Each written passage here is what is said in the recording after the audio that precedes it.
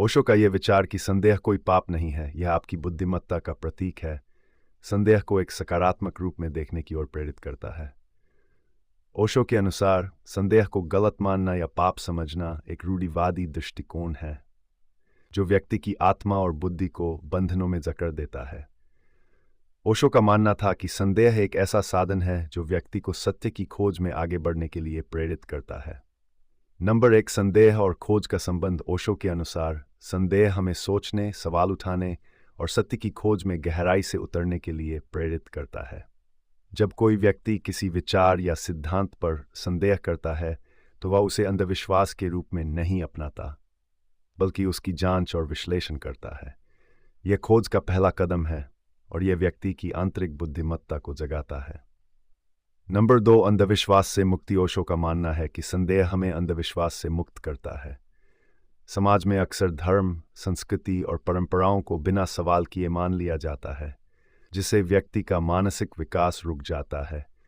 संदेह व्यक्ति को उस मानसिक बंधन से मुक्त करता है और उसे अपने सत्य तक पहुंचने की स्वतंत्रता देता है। नंबर 3, स्वतंत्र सोच का विकास। संदेह व्यक्ति को स्वतंत्र रूप से सोचने और निर्णय लेने की क्षमता प्रदान करता है। ओशो कहते हैं कि संदेह कोई नकारात्मक भावना नहीं है, बल्कि यह हमारी स्वतंत्रता और आत्मनिर्भरता का प्रतीक है। संदेह करने से हम किसी भी बात को अपने अनुभव और समझ से स्वीकार करते हैं, न कि किसी बाहरी दबाव या भय से।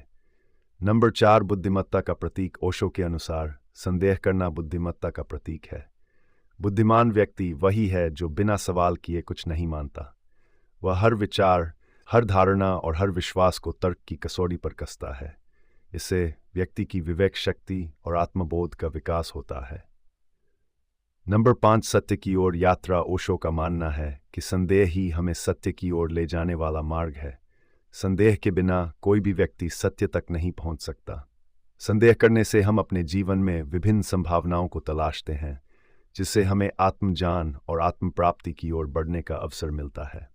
नंबर 6, भीतर की शक्ति को पहचानना। संदेह हमें अपनी आंतरिक शक्ति और सत्य की पहचान करने में मदद करता है।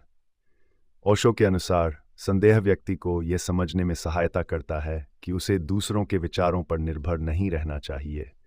उसकी अपनी आंतरिक शक्ति ही उसे अपने प्रश्नों के उत्तर खोजने में मदद करती है। नंबर 7, संदेह को सही दिशा देना। ओशो ये भी कहते हैं कि संदेह करना अच्छा है, लेकिन इसे सही दिशा में ले जाना जरूरी है। संदेह हमें जीवन के वास्तविक अर्थ को खोजने के लिए प्रेरित करता है, लेकिन यह मार्गदर्शन की भी आवश्यकता रखता है। अगर इसे सही दिशा न दी जाए तो यह केवल नकारात्मकता और उलझन पैदा कर सकता है। इसलिए संदेह को समझदारी और गहराई के साथ अपनाना चाहिए। नंबर 8, ज्ञान और आत्मबोध की ओर प्रेरणा। संदेह व्यक्ति को ज्ञान और आत्मबोध की ओर प्रेरित करता है। ओशो कहते हैं कि संदेह करने से हम बाहरी ज्ञान और आंतरिक ज्ञान दोनों को समझने के लिए प्रेरित होते हैं।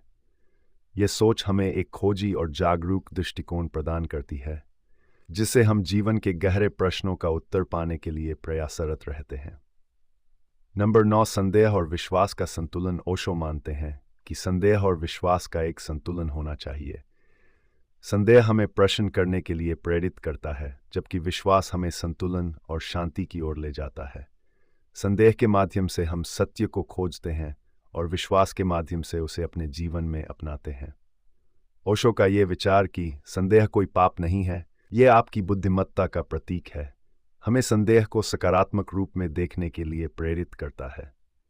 ये विचार हमें अंधविश्वास और मानसिक बंधनों से मुक्त कर स्वतंत्रता और आत्मनिर्भरता की ओर ले जाता है। ओशो का संदेश हमें यह सिखाता है कि संदेह हमारे भीतर की बुद्धिमत्ता का प्रतीक है। यह हमें सत्य, आत्मबोध और ज्ञान की खोज में अग्रसर करता है, जिससे हम अपने जीवन को एक गहरे और जागरूक दृष्टिकोण से देख सकते हैं।